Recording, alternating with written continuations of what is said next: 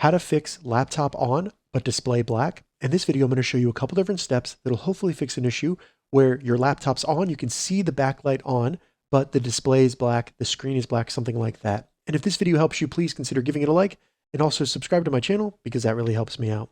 So the first thing we need to do is simply do a quick keyboard combination. And that's just going to be Shift, Control, the Windows button, and B at the same time. Hold that for around 10 seconds. It's going to reset the drivers on your Windows computer. You may see something come on, like you see my mouse come up, or it may beep. And hopefully that fixed it for you. Now, if it didn't, don't worry. It's very easy to fix. All we need to do is simply hold down the power button. So as you can see, mine's right here. If you're working with a laptop, I recommend having it plugged in during this.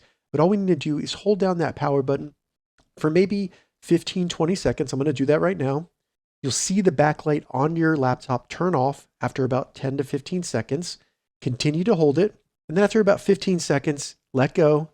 And then hold down the power button just for a few seconds.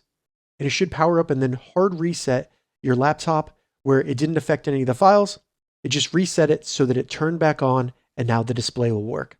So now I can log in and start using my laptop again. If this video helped you, give it a thumbs up and please consider subscribing to my channel.